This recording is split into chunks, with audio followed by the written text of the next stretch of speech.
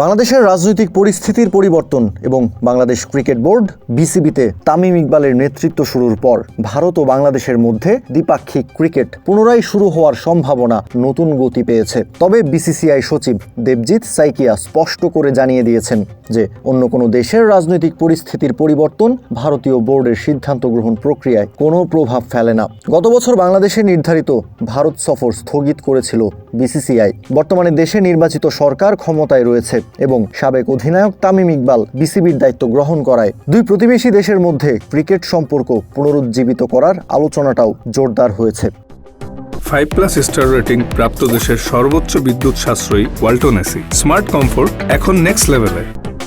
পিটিআইকে দেওয়া এক সাক্ষাৎকারে সাইকিয়া জোর দিয়ে বলেন, board of control for cricket in India BCCI cricket পরিচালনাকারী একটা সংস্থা এবং বিসিসিআই অন্য কোনো দেশের রাজনৈতিক বিষয় নিয়ে মাথা ঘামায় না।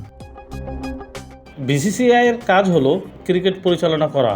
অন্য কোনো দেশে কী ধরনের রাজনৈতিক পরিস্থিতি বিদ্যমান তা আমাদের উদ্বেগের বিষয় নয়। দ্বিপাক্ষিক বা বহুজাতিক ক্রীড়া প্রতিযোগিতার অংশগ্রহণের ক্ষেত্রে আমরা ভারত সরকারের নীতি ও নির্দেশনা অনুসরণ করি।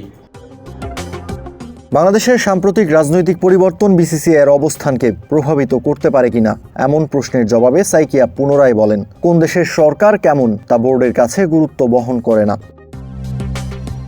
কোনো দেশের সরকার গণতান্ত্রিক, অগণতান্ত্রিক ও কর্তৃত্ববাদী তা আমাদের বিবেচ্য বিষয় নয়। যদি কোনো নির্ধারিত সফর থাকে তাহলে আমরা পূর্ব নির্ধারিত পরিকল্পনা ও সফর সূচি অনুযায়ী এগিয়ে যাব। তামিম ইকবাল অ্যাডহক কমিটির সভাপতি হিসেবে দায়িত্ব নেয়ার পরপরই ভারতীয় রাজনীতিবিদ রাজীব শুক্লা তামিমকে অভিনন্দন জানিয়ে এক্সে লিখেছিলেন, বাংলাদেশ ক্রিকেট বোর্ডের সভাপতি হওয়ায় তামিম ইকবালকে আন্তরিক অভিনন্দন। একজন সাবেক ক্রিকেটার হিসেবে তার নেতৃত্ব দেশের ক্রিকেটের উন্নয়ন ও অগ্রগতির সম্ভাবনাকে আরও সমৃদ্ধ করবে এবং দেশ বিদেশে বাংলাদেশের ক্রিকেটের মর্যাদা ও সাফল্য বৃদ্ধি করতে গুরুত্বপূর্ণ ভূমিকা রাখবে। এর আগে আইপিএল থেকে মুস্তাফিজের বাদ পড়ার পর ভারত বাংলাদেশ ক্রিকেট সম্পর্ক তলানিতে পৌঁছায়। নানান ঘটনার পর টি-20 বিশ্বকাপটা খেলতে পর্যন্ত ভারতে যায়নি বাংলাদেশ। কাউসার শান্ত, ক্রিক ফ্রেঞ্জি।